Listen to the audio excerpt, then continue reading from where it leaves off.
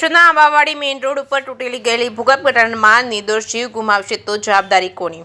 કેશોદના આંબાવાડી main road ઉપર ગત 8મી નવેમ્બરે રાત્રે ભોગાવો રેતી ભરેલું ડમ્પર ભૂગર્ભ ગટરમાં ખૂંપી જતા જ આખો દિવસ મુખ્ય માર્ગ પર ટ્રાફિક જામ રહ્યો હતો. કેશોદના જવાબદાર અધિકારીઓ અને પદાધિકારીઓ દ્વારા ભલામણના ભાર હેઠળ ડમ્પર ચાલક વિરુદ્ધ કાયદેસરની કાર્યવાહી કરવાની નૈતિકતા ચૂક્યા હતા. કેશોદના આંબાવાડી વિસ્તારમાં આવેલા ટ્યુશન ક્લાસીસ, શાળાઓ તેમજ મુખ્ય કાપડ બજારમાં નિયમિતપણે હજારોની સંખ્યામાં વિદ્યાર્થીઓ, વેપારીઓ, વાહન ચાલકો પસાર થતા હોય છે. ત્યારે જવાબદાર તંત્ર દ્વારા 15 દિવસ વીતી જવા છતાં આ દિન સુધી મરામત કરવામાં આવી નથી. સ્થાનિક તંત્રના અધિકારીઓને એકબીજાને ખો આપી રહ્યા છે. કેશોદના 4 ચોકમાં રેલવે અંડરબ્રિજનું કામ ચાલુ હોય માંગરોળ તરફથી આવતા જતા ભારે વાહનો, એસટી બસો આ જોખમકારક આંબાવાડી મેઇન રોડ પર પસાર થતા હોય છે. ત્યારે સામે વાહનો આવી જતા ટ્રાફિક જામની સમસ્યા ઊભી થાય છે. કેશોદના સમુદ્ર વિસ્તારમાં ગણતરી થતા જ આંબાવાડી વિસ્તારમાં ભૂગર્ભ ગટરમાં ડમ્પર ખૂંપી જતા જ ગટર ખુલ્લી થઈ જતા જ આસપાસના વિસ્તારમાં દુર્ગંધ પસરી રહેતા રહીશો, વેપારીઓને ત્રાહિમામ પોકારી ઉઠ્યા છે. કેશોદ નગરપાલિકા સંચાલિત બગીચો નવા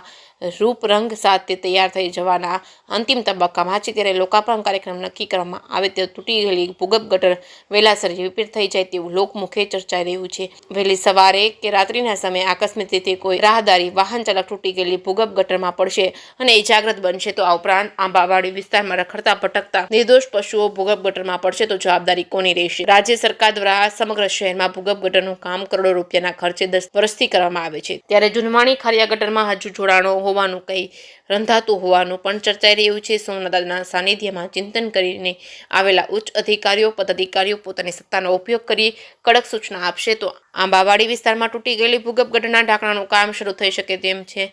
કેશોદના જવાબદાર તંત્ર દ્વારા આંખ આડા કાન ધરવામાં આવી રહ્યા છે. ત્યારે આ વિસ્તારના ચૂંટાયેલા નગરસેવકો આગળ આવીને તૂટી ગયેલી ભૂગર્ભ ગટરના ઢાંકવાનું કામ કરવામાં આવશે તો કોઈ નિર્દોષ રાહદારી કે વાહન ચાલક પડતો બચી જશે અને 15 દિવસથી દુર્ગંધ સહન કરતા રહીશો રાહતનો શ્વાસ લેશે. કેસની ગુજરાતી સાથે રાજુ પંડ્યા, કેશોદ.